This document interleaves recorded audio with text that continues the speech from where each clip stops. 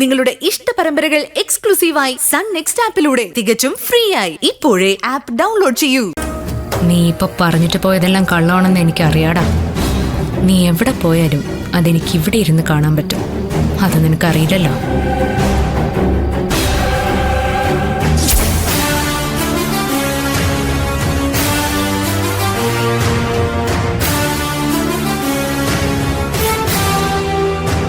എന്തു പറ്റി? അത് ഞാൻ ഫോൺ എടുത്തില്ല. ഇടയ്ക്ക് അഞ്ജലിയെ വിളിക്കാലോ.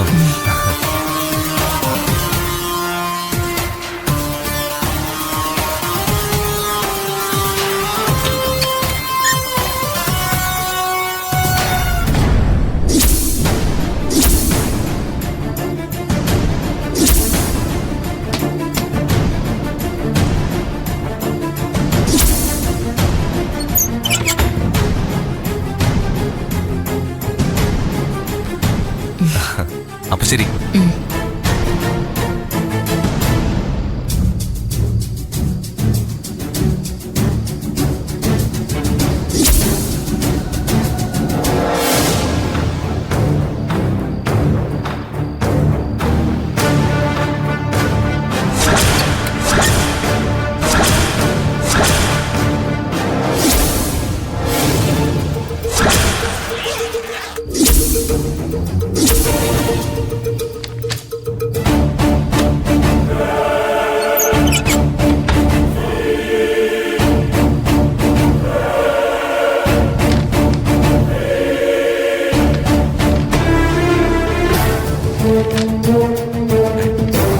അല്ല, നീ എന്താ അധികാരത്തിലാ ഈ ഫയൽ എടുത്ത് വായിക്കുന്നത്? ഇത് ഞാൻ എന്റെ മകൻ വിക്കിക്ക് കൊടുത്ത ഫയലാ. ഇത് നീ എടുത്ത് എന്തിനു വായിച്ചു? നിനക്കെന്താ എന്റെ കാര്യം? എന്റെ ബിസിനസ് കാര്യങ്ങളിൽ ഇടപെടാൻ നീ ആരാ? ഇത് വായിച്ച റിപ്പോർട്ട് നൽകാൻ വിക്കി നിന്നെ ഏൽപ്പിച്ചിട്ടുണ്ടോ? അച്ഛനോ? ഏതു വകയിലും ഞാൻ നിന്റെ അച്ഛനാവുന്നത്? എനിക്ക് നിന്റെ വിശദീകരണം ഒന്നും കേൾക്കണ്ട. വിക്കി ഒരു പക്ഷെ നിന്നെ ഭാര്യയായിട്ട് അംഗീകരിച്ചിട്ടുണ്ടാവും. പക്ഷെ ഞാൻ നിന്നെ ഒരിക്കലും ഈ വീട്ടിലെ മരുമകളായിട്ട് അംഗീകരിക്കില്ല. അങ്ങനെ ഒരു അധികാരം ഇല്ലാത്തിടത്തോളം കാലം നീ വീട്ടുകാര്യങ്ങളിലോ ബിസിനസ് കാര്യങ്ങളിലോ ഇടപെടരുത്. അങ്ങനെ ചെയ്താൽ പ്രത്യാഘാതം വളരെ വലുതായിരിക്കും. ഓർത്തോ?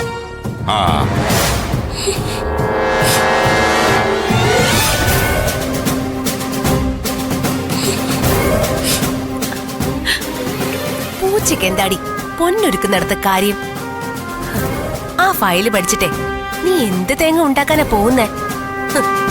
ബിസിനസിന്റെ ABCD വല്ലത് നിനക്ക് അറിയൂ? അങ്കിള് പറഞ്ഞിട്ട് പോയത് കേട്ടല്ലോ. നാട്ടുകാരുടെ മുൻപിൽ വെച്ച് താലി കെട്ടിയത് കൊണ്ട് മാത്രം വിക്കി നിന്റെ ഭർത്താവില്ല. അതിന് ഭർത്താവിന്റെ വീട്ടുകാരുടെ അംഗീകാരം കൂടി വേണം. നിനക്കത് ഈ ജന്മം കിട്ടാൻ പോകുന്നില്ല.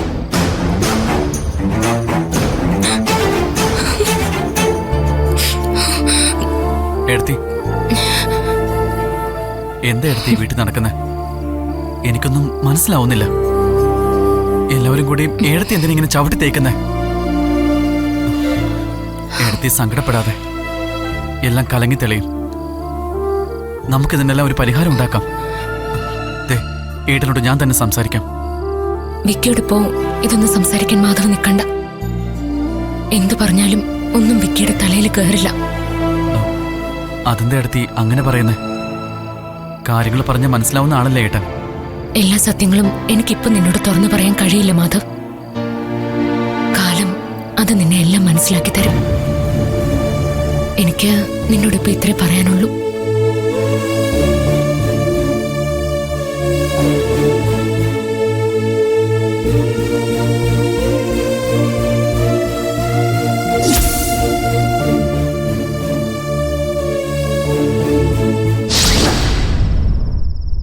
നീ എന്താ നേരത്തെ വരുമെന്ന് പറഞ്ഞിട്ട്? ഇറങ്ങാൻ പറ്റില്ല. എന്തായി? ഞാൻ അയച്ചെന്ന പ്രപ്പോസൽ ഫയൽ നിങ്ങൾ സ്റ്റഡി ചെയ്തായിരുന്നോ? ഞങ്ങളത് വിശദമായി ഡിസ്കസ് ചെയ്തു. ആ പ്രോജക്റ്റ് ഒരു കുഴപ്പം പിടിച്ച പ്രോജക്റ്റ് ആണ്. അത് വലിയ അപകടമാണ്. അതിൽ പല ചതിക്കുഴികളുമുണ്ട്. ആ പ്രോജക്റ്റ് നടപ്പിലാക്കിയാൽ രാജ്മോഹന്റെ കമ്പനി തകർന്ന് തരിപ്പണമാകും. അതൊരു നല്ല കാര്യമല്ലേ? അതെ, അതുകൊണ്ട് ആ പ്രോജക്റ്റ് എന്ത് വില കൊടുത്ത് നടപ്പിലാക്കണം. അങ്ങനെ വരുമ്പോ നിന്റെ ജോലി വളരെ എളുപ്പമാവും. ഈ സന്തോഷ വാർത്ത നമുക്ക് അവനെ അറിയിക്കണ്ടേ? വിക്കിയെ വാ.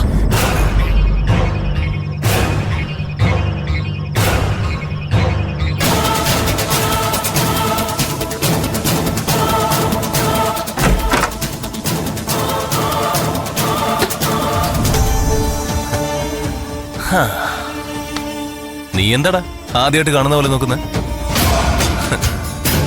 ഒരാളെ പോലെ 7 പേരുണ്ടെന്നല്ലേ പറയാറ്. നിന്നെ പോലെയുള്ള ആ 7 പേരിൽ ഒരാളാണ് ഞാനെന്നങ്ങ് കൂട്ടിയാ മതി. പറ, എന്തൊക്കെയുണ്ട് വിക്കി വിശേഷങ്ങൾ? സുഖങ്ങളൊക്കെ തന്നെയാണോ? പിന്നെ നിന്റെ വീട്ടിലെ വിശേഷങ്ങളൊക്കെ പറയാം. ആ, പറയാൻ വിട്ടുപോയി. നിന്റെ അനിയനില്ലേ, അവൻ അമേരിക്കയിൽ വന്നിട്ടുണ്ട്. മാധവ്. ഇനിയിപ്പോ എന്നെ കുറിച്ച് എന്തെങ്കിലും സംശയം കാണുമോ?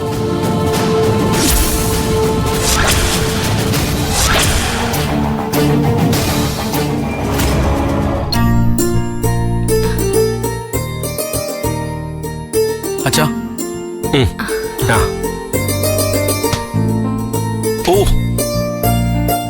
നന്നായി വരോടാ. നീ ഒരുപാട് ഉയരങ്ങൾ കീഴടക്കും. ഏട്ടൻ ആദ്യകാലങ്ങളിൽ കമ്പനിയുടെ ചുമതല എന്നെ ഏൽപ്പിച്ചിരുന്നു. പക്ഷെ എനിക്കതൊന്നും ശ്രദ്ധിക്കാൻ പറ്റിയില്ല. എന്റെ കഴിവുകേടായിരിക്കും, അല്ലെങ്കിൽ അശ്രദ്ധ. അതുകൊണ്ടാ ഞാൻ ജീവിതത്തിൽ ഒന്നും അല്ലാതായി പോയത്. കഠിനാധ്വാനം ചെയ്യാത്തവരെ ബിസിനസ്സിന് വേണ്ട. അങ്ങനെ പതിയെ പതിയെ ഞാൻ ആ ലോകത്തുനിന്ന് പുറത്തായി.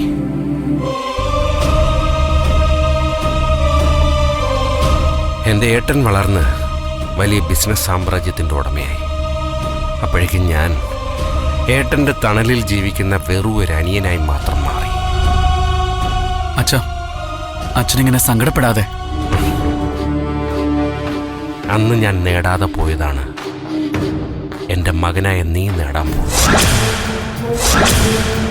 മോനെ, നന്നായി അധ്വാനിക്കണം, ആത്മാർത്ഥമായി ജോലി ചെയ്യണം.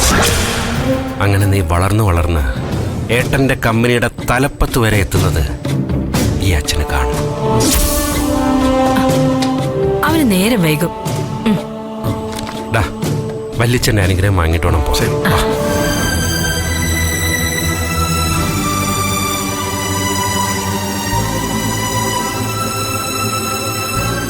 ഏട്ടാ, വലിച്ചൻ എന്നെ അനുഗ്രഹിക്കണം. നല്ലത് വരും മോനെ. നീ നന്നായിട്ട് പ്രിപ്പയർ ചെയ്തിട്ടുണ്ടല്ലോ. ഉണ്ട് വലിച്ച. ശരി ചന്ദ്രമോഹൻ, ഞാൻ ഓഫീസിലേക്ക് പോവുകയാണ്. കൃത്യസമയത്ത് എത്തിക്കോ. ഞാൻ മാധവനെ കൊണ്ട് പിന്നാലെ വന്നോളാം. ഏട്ടൻ പൊക്കോ. ശരി അമ്മ. അച്ഛമ്മ. അച്ഛമ്മേ, ദൈവത്തിന്റെ എല്ലാ അനുഗ്രഹവും നിനക്കുണ്ടാവും മോനെ. ബാബാ, നേരെ വെപ്പോ. ഏട്ടാ, ഞാൻ പോയിട്ട് വരാം. ഓൾ ദി ബെസ്റ്റ് മോനെ. Thank you so much.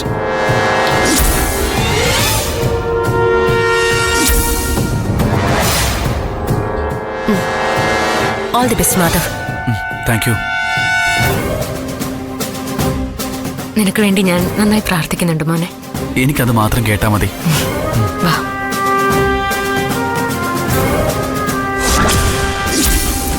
നീ ചെല്ല് മാധവ്. നിനക്കുള്ള മുട്ടൻ പണി ഞാൻ അവിടെ ഓഫീസിൽ ചെയ്തു വച്ചിട്ടുണ്ട്.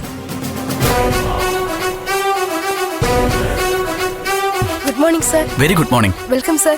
Thank you. വരണം സർ. ഇരിക്കണം sir. Thank you.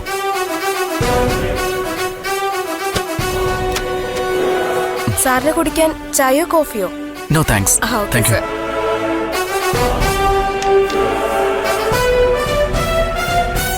Good morning sir. Very good morning. Madhav സാറിനെ അപ്പോയിന്റ് ചെയ്യുന്ന ബോർഡ് മീറ്റിംഗ് ആയതുകൊണ്ട് രാജ്മോഹൻ സാർ ഇന്നത്തെ മീറ്റിംഗിൽ പങ്കെടുക്കുന്നില്ല. പകരം നമ്മുടെ കമ്പനിയുടെ മറ്റ് ബോർഡ് ഓഫ് ഡയറക്ടേഴ്സാണ് മാധവ് സാറിനെ ഇന്റർവ്യൂ ചെയ്യാൻ പോകുന്നത്.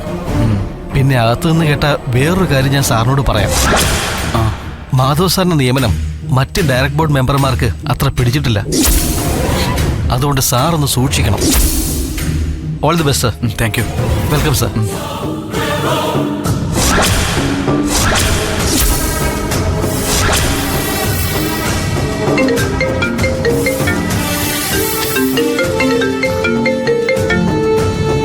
ആ ഹലോ മോനെ മാധവ്, പറയ്, എന്തായി? ബോർഡ് മീറ്റിംഗ് കഴിഞ്ഞോ? ഇല്ല എടുത്തി, തുടങ്ങിയിട്ടില്ല. എനിക്ക് പിന്നെ നല്ല ടെൻഷനുണ്ട്. എന്തിന്? നിന്നെ പോലെ ബ്രില്യന്റ് ആയ ഒരാൾക്ക് ഒരു ബോർഡ് ഓഫ് ഡയറക്ടേഴ്സിനെ അഭിമുഖീകരിക്കാൻ എന്താ പാട്? അല്ല എടുത്തി, ഞാനിവിടെ ഒരു സീനിയർ മാനേജറെ കണ്ടിരുന്നു. അയാൾ പറഞ്ഞു ഇവിടുത്തെ ഡയറക്ടേഴ്സ് ബോർഡിന് എന്നെ ഇവിടെ അപ്പോയിന്റ്മെന്റ് ചെയ്തത് അത്ര കണ്ണി പിടിച്ചിട്ടില്ലെന്ന്. ഒന്നുമില്ലെങ്കിലും നിന്നെ അപ്പോയിന്റ് ചെയ്തിരിക്കുന്നത് കമ്പനിയുടെ ചെയർമാനായ നിന്റെ വല്യച്ഛനല്ലേ മോനെ? പിന്നെന്തിനാ നിനക്ക് ഇത്രയും പേടി? അല്ല എടുത്തി, ഇവിടെ നിയമിച്ചത് വല്യച്ഛനാണെങ്കിലും നാളെ മുതൽ ഞാൻ ജോലി ചെയ്യേണ്ടത് ഇവരുടെയൊക്കെ കൂടെയല്ലേ. അപ്പോ ഇവർക്കൊക്കെ എന്നെക്കുറിച്ചൊരു ബാഡ് ഇംപ്രഷൻ ഉണ്ടായാ അതങ്ങോട്ട് വലിയ പ്രശ്നമാവില്ലേ? എനിക്ക് സ്മൂത്തായി ഈ ഓഫീസ് ഹാൻഡിൽ ചെയ്യാൻ പറ്റില്ല എടുത്തി. നീ ആ പറഞ്ഞത് ഒരു പോയിന്റ് തന്നെയാണ്. അത് പരിഹരിക്കാൻ ഞാനൊരു കുറുക്ക് വഴി പറഞ്ഞുതരാം. എന്ത് വഴിയാ എടുത്തി?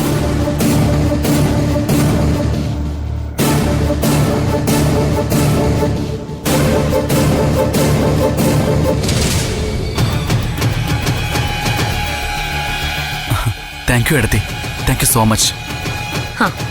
നീ ധൈര്യമായിട്ട് പോയി board of directors meeting attend ചെയ്യും. ഓൾ ദി ബെസ്റ്റ് മോനെ. Thank you. ഇത്രയും ജൂനിയറായ ഒരാളെ നമ്മുടെ കമ്പനിയുടെ സീനിയർ വൈസ് പ്രസിഡന്റായി നിയമിക്കുക എന്നൊക്കെ പറഞ്ഞാൽ അതൊരു ശരിയായ കാര്യമാണോ? ഇതിപ്പോൾ രാജ്മോഹൻ സാർ എന്തിനുള്ള പുറപ്പാടാണെന്ന് മനസ്സിലാവുന്നില്ല. ഇതിനെ വേണമെങ്കിൽ നമുക്ക് ബന്ധു നിയമനം എന്ന് പറയാം, അല്ലേ സുധാ മാഡം? എന്തു തന്നെ ആയാലും ഷെയർ മാർക്കറ്റിൽ കമ്പനിയുടെ വാല്യൂ ഇടിയാൻ പാടില്ല. അതെ, ആര് തലപ്പത്ത് വന്നാലും ഗ്രോത്ത് ഉണ്ടാവണം. എന്തായാലും പുതുതായി വരുന്ന ഒരാളെ അണ്ടർ എസ്റ്റിമേറ്റ് ചെയ്യാൻ ഞാനാളല്ല. അയാൾ വരട്ടെ, പെർഫോമൻസ് എങ്ങനെ ഉണ്ടെന്ന് നോക്കാം. അത് പിന്നെ അങ്കിൾ, ഈ പവർ ഓഫ് അറ്റോർണി നിന്റെ അഭിപ്രായം ഇവിടെ ആരും ചോദിച്ചില്ല.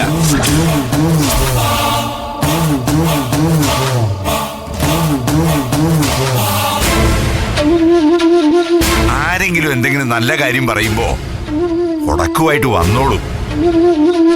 എന്തായാലും അതൊരു നല്ല തീരുമാനമായി മോനെ. നീ വിക്കിയെയും പരിഗണിച്ചല്ലോ. ഇതിന്റെ എല്ലാ ഉടമസ്ഥാവകാശവും വിക്കി ഏൽപ്പിക്കുകയും കമ്പനി കാര്യങ്ങൾ മാധവ് നോക്കുകയും കൂടി ചെയ്താൽ എനിക്ക് സമാധാനമായിട്ട് കുറച്ച് നാൾ വിശ്രമിക്കാം.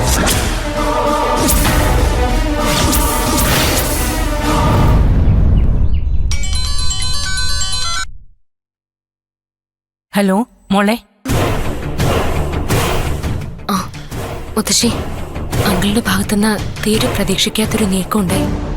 എന്താ മോളെ? അത് അങ്കിള് തന്റെ സ്വത്തുക്കൾ മുഴുവൻ അപരനായ വിക്കിയുടെ പേരിൽ ഒരു പവർ ഓഫ് അറ്റോർണി എഴുതി വെക്കാൻ പോവാ. അയ്യോ, അത് തടയാൻ വേണ്ടി എന്ത് ചെയ്യണമെന്ന് എനിക്കറിയില്ല മുത്തശ്ശി. മോളെ, നീ ആദ്യം ഒരു നല്ല വക്കീലിനെ കാണണം. ഈ പവർ ഓഫ് അറ്റോർണിയുടെ നിയമങ്ങൾ എന്തൊക്കെയാണെന്ന് ഒന്ന് ചോദിച്ച് മനസ്സിലാക്കണം. എന്നിട്ട് അത് തടയാൻ എന്താ വേണ്ടെന്ന് വെച്ചാ അതങ്ങ് ചെയ്യണം. ശരി മുത്തശ്ശി. ശരി മോളെ.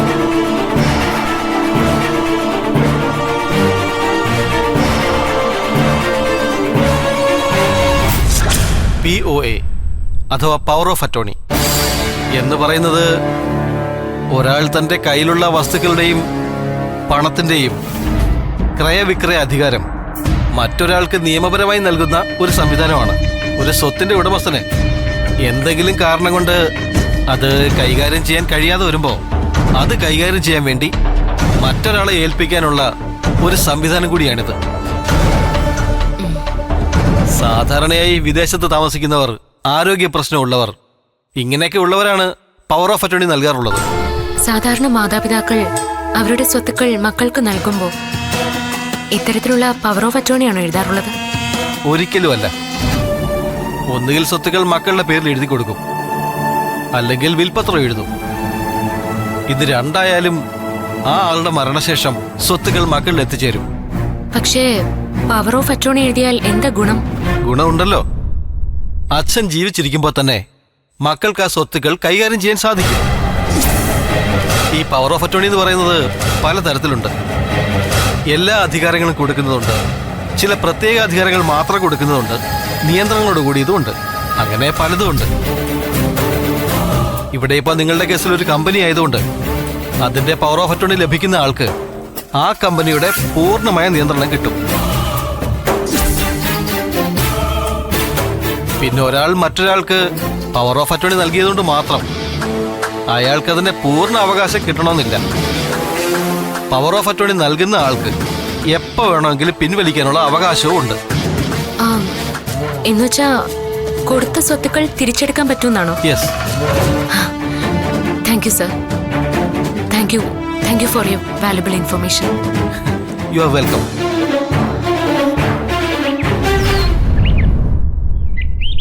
എന്റെ കമ്പനിയുടെയും സകലമാന സ്വത്തുക്കളുടെയും അവകാശം വിക്കിയുടെ പേരിൽ ഒരു പവർ ഓഫ് അറ്റോർണിയെ എഴുതി വെക്കുന്ന കാര്യം നിങ്ങൾക്കെല്ലാവർക്കും അറിയാമല്ലോ.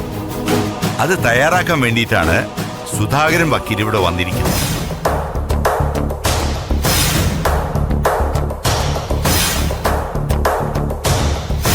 അതിനു മുമ്പ് ഇക്കാര്യത്തിൽ നിങ്ങളുടെ എല്ലാ അഭിപ്രായവും എനിക്കറിയണം. ഞാൻ എൻ്റെ പേരിലുള്ള സകലമാന സ്വത്തുക്കളും കമ്പനിയും വിക്കിയുടെ പേരിൽ എഴുതി വയ്ക്കാൻ ഞാൻ തീരുമാനിച്ചിരിക്കുക. നാളെ നിങ്ങളൊക്കെ എന്നെ കുറ്റം പറയാൻ പാടില്ലല്ലോ. അതുകൊണ്ടാണ് എല്ലാവരുടെയും അഭിപ്രായം ചോദിച്ചിട്ട് ചെയ്യാമെന്ന് വിചാരിച്ചത്.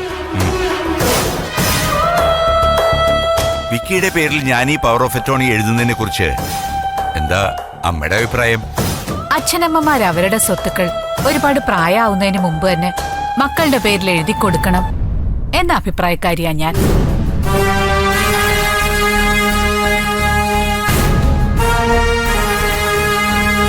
ഈ കണ്ട സ്വത്തുക്കളും കമ്പനിയെല്ലാം നീ ഒറ്റ ഒരാളുടെ അധ്വാനത്തിൽ ഉണ്ടായതാണ് രാജ. അതുകൊണ്ട് തന്നെ അതിന്റെ പൂർണ്ണ അവകാശം നിന്റെ മകന് തന്നെയാണ്.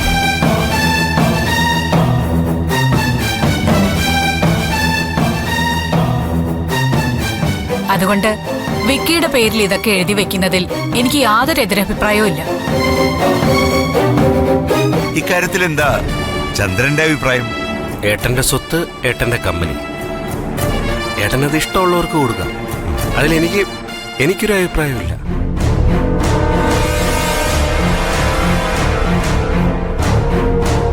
ഏട്ടൻ എൻ്റെ മകൻ മാധവന് കമ്പനിയിൽ വലിയൊരു സ്ഥാനം നൽകി കഴിഞ്ഞു. അത് തന്നെ ഞങ്ങൾക്ക് ധാരാളം. മാധവൻ അങ്ങനെ ഒരു സ്ഥാനം നൽകിയതിന് ഏട്ടനോട് ഞങ്ങൾക്ക് തീരാത്ത കടപ്പാടുണ്ട്. എന്താ ജലജയുടെ അഭിപ്രായം? ചന്ദ്രേട്ടൻ പറഞ്ഞതിൽ കൂടുതലൊന്നും എനിക്ക് പറയാനില്ല. ഏട്ടന് എന്റെ ഇഷ്ടം പോലെ ചെയ്യാം. എന്താ ശ്വേതമോളുടെ അഭിപ്രായം? അങ്കിളി എടുക്കുന്നത് ഏറ്റവും നല്ല തീരുമാനമാണെന്ന് ഞാൻ പറയും.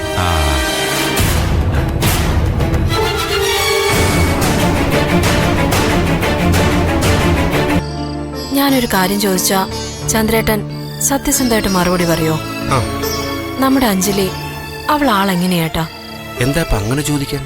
അല്ല, ഞാൻ ചോദിച്ചെന്നേ ഉള്ളൂ. എടി, അവള് നല്ല കുട്ടിയല്ലേ. നമ്മുടെ മോൻ മാധവന് കമ്പനിയിൽ ജോലി കിട്ടാൻ നിമിത്തമായതും അവള് കാരണമല്ലേ. അത് മാത്രമല്ല, മാധവനെ എല്ലാ കാര്യത്തിലും ഉപദേശിച്ച് നേർവഴിക്ക് നടത്തുന്നതും അവളാണ്. ശ്വേതയെ പോലെ അല്ല അവള്. നന്മയുള്ള കുട്ടിയാണ്. എൻ്റെ പൊന്നുമോളെ അതിൻ്റെ ഐശ്വര്യം അവക്കുണ്ട്.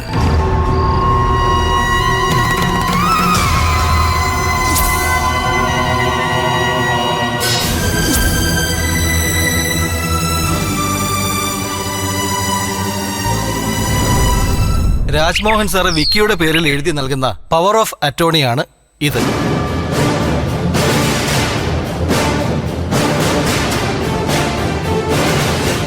ഇതിൽ പറഞ്ഞിരിക്കുന്ന കാര്യങ്ങളുടെ ചുരുക്കം നിങ്ങളുടെ എല്ലാവരുടെയും അറിവിലേക്കായി ഞാൻ പറയാം.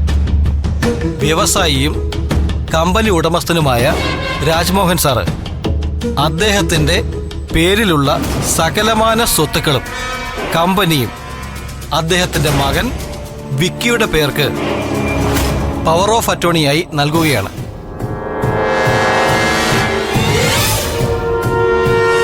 ഇതിൽ കമ്പനി കാര്യങ്ങൾ അദ്ദേഹത്തിന്റെ അനിയൻ ചന്ദ്രമോഹന്റെ മകൻ മാധവ ചന്ദ്രമോഹൻ, അയാൾക്കായിരിക്കും ഇനി മുതൽ അധികാരം. അതും ഈ പവർ ഓഫ് അറ്റോർണിയിൽ എഴുതി ചേർത്തിട്ടുണ്ട്.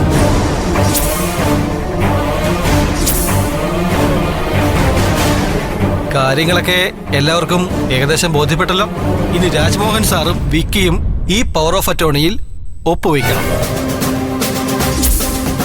അതോടെ ഈ പവർ ഓഫ് അറ്റോർണിക്ക് നിയമസാധുതയായി.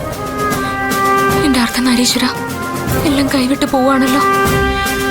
എന്റെ വിക്കിയുടെ അപരൻ ഈ കുടുംബം ഇല്ലാതാക്കും. നീ എന്തെങ്കിലും ഒരു രക്ഷ കാണിച്ചു തരണേ അർദ്ധനാരീശ്വര. ആ സർ, സൈൻ ചെയ്തോളൂ.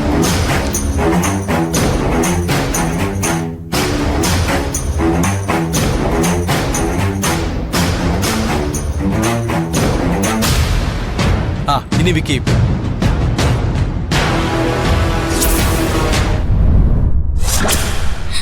വിക്കി ഒപ്പിടാൻ വരട്ടെ.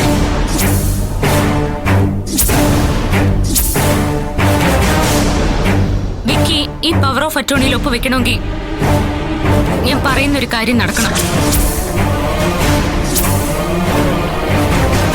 ബന്ധുക്കളെയും നാട്ടുകാരെയും സാക്ഷിയാക്കി എന്റെ കഴുത്തിൽ താലി കിട്ടിയത് ഈ വിക്കിയാ. പക്ഷേ കല്യാണം കഴിഞ്ഞ് ഇത്രയും നാൾ കഴിഞ്ഞിട്ടും അങ്കിൾ എന്നെ ഈ വീട്ടിലെ മരുമകളായി അംഗീകരിച്ചിട്ടില്ല.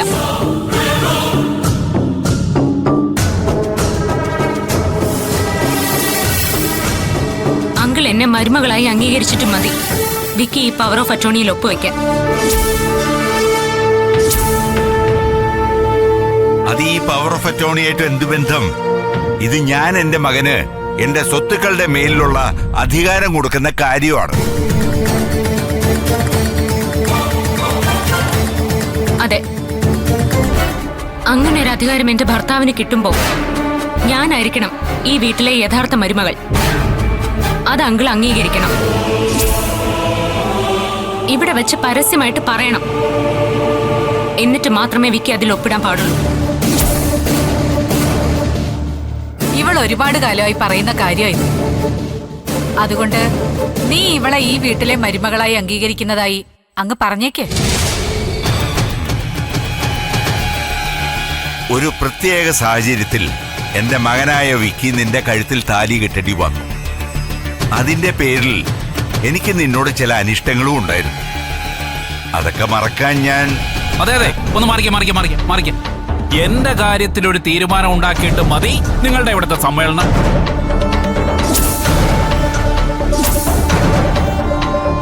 എന്റെ കാശിന്റെ കാര്യത്തിൽ രണ്ടിലൊന്ന് തീരുമാനം ഇന്നെനിക്ക് ഇപ്പൊ അറിയണം.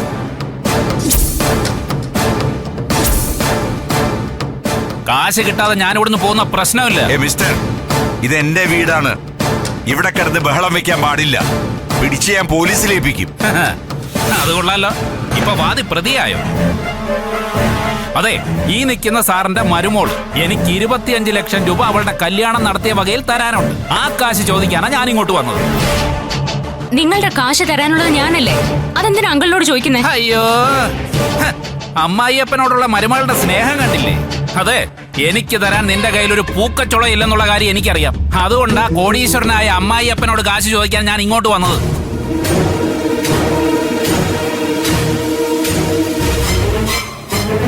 അതുകൊണ്ട് മരുമോളുടെ കാശിന്റെ കാര്യത്തില് സാർ എനിക്കൊരു തീരുമാനം ഉണ്ടാക്കി തന്നേ പറ്റൂ. അതിന് അവളെ എന്റെ മരുമകളല്ലല്ലോ. അവളെ ഞാൻ എന്റെ മരുമകളായിട്ട് അംഗീകരിച്ചിട്ടുമില്ല. അതുകൊണ്ട് അവള് തരാനുള്ള കാശ് നിങ്ങൾ എന്നോട് ചോദിക്കണ്ട. എന്റെ കയ്യിൽ നിന്ന് കിട്ടുമെന്ന് പ്രതീക്ഷിക്കുകയും വേണ്ട. ആഹാ, അത് കൊള്ളാലോ. അമ്മായിയപ്പനും മരുമകളും കൂടി ചേർന്ന് എന്റെ മുന്നിൽ നാടൻ കളിക്കുക.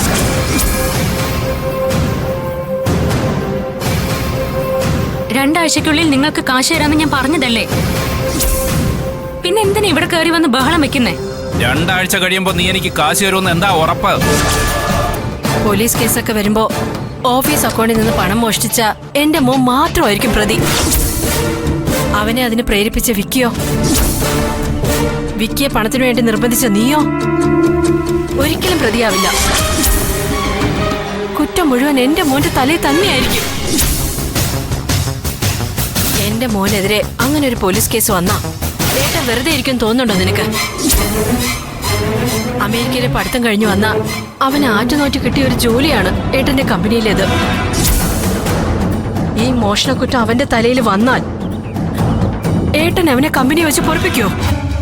ജലജാന്റി, ആന്റി വിചാരിക്കുന്ന പോലെ അല്ല കാര്യങ്ങൾ. സത്യം എന്താണെങ്കിലും അത് തുറന്നു പറയാൻ നീ തയ്യാറാവണോ അഞ്ജലി? അല്ലാതെ വാലും തലയും പറഞ്ഞു നടന്നിട്ട് കാര്യമില്ല. ജഗന്നാഥന് 25 ലക്ഷം രൂപ കൊടുക്കാനുള്ള നീയാണ്. അതിന്റെ പേരിൽ അയാൾ ഈ വീട്ടിൽ വന്ന് പ്രശ്നം ഉണ്ടാക്കി. അപ്പൊ പിന്നെ ആ കടം തീർക്കാൻ വേണ്ടി നീ ഉറപ്പായിട്ട് ശ്രമിച്ചിട്ടുണ്ടാവും. അതിന്റെ ഫലം അനുഭവിക്കാൻ പോകുന്നതോ എന്റെ മകൻ. ഞാനിപ്പോ എന്ത് പറഞ്ഞാലും ആന്റിയുടെ തലയിൽ കയറില്ല. കുറച്ചു കാലം കഴിയുമ്പോ ആന്റിക്ക് എല്ലാം മനസ്സിലാവും. അപ്പോഴേക്കും പോലീസ് അന്വേഷണവും കേസും ഒക്കെ ആയി എന്റെ മോന്റെ ജീവിതം തകർന്നിട്ടുണ്ടാവില്ലേ? ആന്റി ഭയപ്പെടുന്നത് പോലെ ഒന്നും സംഭവിക്കില്ല. മാധവല്ല ഈ കേസിലെ യഥാർത്ഥ പ്രതി. കുറ്റവാളിയെ പുറത്തു കൊണ്ടുവരുന്നതിന് വേണ്ടിയാ കേസുമായിട്ട് മുന്നോട്ട് പോകാൻ ഞാൻ അങ്കിളിനോട് ആവശ്യപ്പെട്ടത്. അതുകൊണ്ട് തന്നെ ഈ കേസ് ഇല്ലാതാക്കേണ്ടത് അവരുടെ ആവശ്യമായിട്ട് വരും. അവര് തന്നെ എങ്ങനെയെങ്കിലും കേസ് ഇല്ലാതാക്കാൻ ശ്രമിക്കും. നീ പറയുന്നൊന്നും എനിക്ക് മനസ്സിലാവുന്നില്ല. എനിക്കൊന്നേ പറയാനുള്ളൂ, എന്റെ മോൻ മാധവ് അവൻ നിരപരാധിയാണ്. ഇതിന്റെ പേരിൽ ആ പാവത്തിന്റെ ജീവിതം തകരരുത്.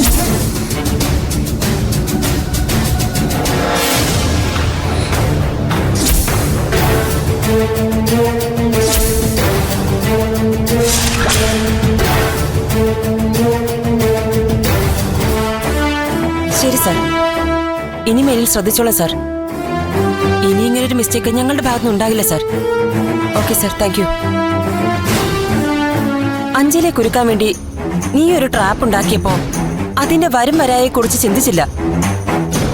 രാജ്മോഹൻ ഒരു കാരണവശാലും ഈ കേസുമായി മുന്നോട്ട് പോകരുത്. എത്രയും പെട്ടെന്ന് നീ അയാളെ കാര്യങ്ങൾ പറഞ്ഞ് മനസ്സിലാക്കണം. കേസുമായി മുന്നോട്ട് പോകരുതെന്ന് ഞാൻ അയാളോട് പറഞ്ഞാൽ എനിക്ക് കൂടി ആ മോഷണത്തിൽ പങ്കുണ്ടെന്ന് അയാൾ സംശയിക്കില്ലേ? അയാൾക്ക് നീ മകനാണ്. ഒരു മകനെന്ന നിലയിൽ നീ അയാളെ ഇമോഷണലായി സമീപിക്കണം. കരഞ്ഞ് കാല് പിടിക്കണം. അയാളുടെ ഹൃദയം നിന്റെ മുമ്പിൽ അലിയണം. എന്ത് വില കൊടുത്തും രാജ്മോഹനെ അതിൽ നിന്ന് പിന്തിരിപ്പിച്ചേ പറ്റൂ.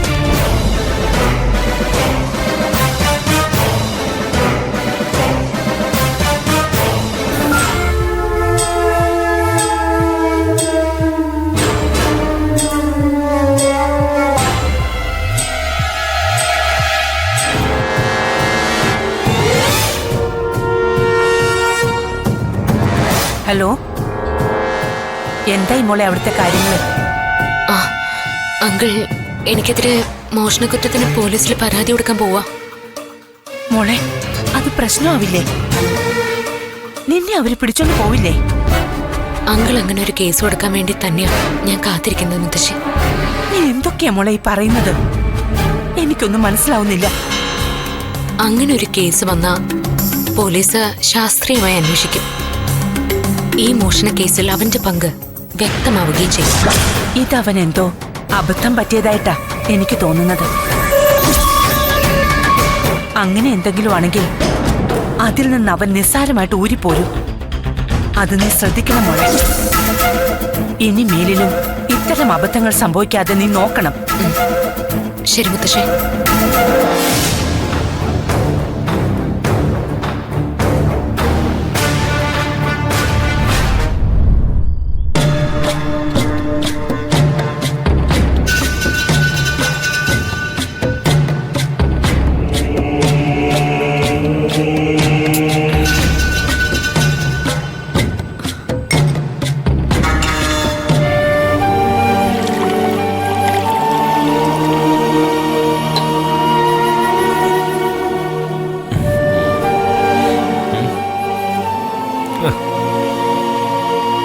നീ ഇതുവരെ ഉറങ്ങിയില്ലേ? കിടന്നിട്ട് ഉറക്കം വരുന്നില്ല ചന്ദ്രേട്ടാ. എന്തുപറ്റി? നിന്റെ മോഹം എന്താ വല്ലാതിരിക്കുന്നേ? ഞാൻ പറയാൻ പോകുന്നത് കേട്ട് ഏട്ടൻ വിഷമിക്കരുത്. നീ പറ. കമ്പനിയിൽ നിന്ന് 25 ലക്ഷം മോഷണം പോയതിൽ നമ്മുടെ മോനും പങ്കുണ്ട്. നീ എന്തൊക്കെയാ പറയുന്നേ? മാധവ് മാധവ് ഒരിക്കലും അങ്ങനെ ചെയ്യില്ല. അങ്ങനെ തന്നെയാ ഞാനും വിശ്വസിക്കുന്നത്. പക്ഷെ മാധവ് എന്നോടെല്ലാം തുറന്നു പറഞ്ഞു. സത്യത്തില് ആ പണം മോഷ്ടിച്ചത് വേറെ ആരും അല്ലമ്മേ, ഈ ഞാനാ. ഓ, എന്നാലും അവൻ ഇങ്ങനെ ഒരു മണ്ടത്തിൽ എന്തിനാ കാണിച്ചേ? നമ്മുടെ മോൻ പാവോ ചന്ദ്രേട്ടാ, അവനെല്ലാവരും കൂടി ഈ ചതിക്കുഴിയിൽ ചാടിച്ചതാ. അഞ്ജലിയെ അവൻ അന്ധമായി വിശ്വസിച്ചു. അവൾക്ക് കാശിനൊരു അത്യാവശ്യം വന്നപ്പോ നമ്മുടെ മോന്റെ മനസ്സലിഞ്ഞു കാണും. ഇനി ഞാൻ കമ്പനി അക്കൗണ്ടിൽ നിന്നാണ് എടുത്തു കൊടുക്കണ്ടേ? അവൻ അത്രയ്ക്ക് ബുദ്ധിയില്ല. പക്ഷെ ചന്ദ്രേട്ട, ഈ കേസിൽ അഞ്ജലി നിരപരാധിയാണെന്നാണ് അവൻ പറയുന്നത്. മോഷണം നടത്തിയ നമ്മുടെ മോനാണെങ്കിലും ആ പണം അഞ്ജലിയുടെ ആവശ്യത്തിന് വേണ്ടിയല്ലേ ഉപയോഗിച്ചത്. പിന്നെ എങ്ങനെ അവള് നിരപരാധിയാവുന്നേ? ആ പണവുമായിട്ട് അഞ്ജലിയോടൊപ്പം ജഗന്നാഥനെ കാണാൻ പോയ വിക്കിയും കുറ്റക്കാരനാ.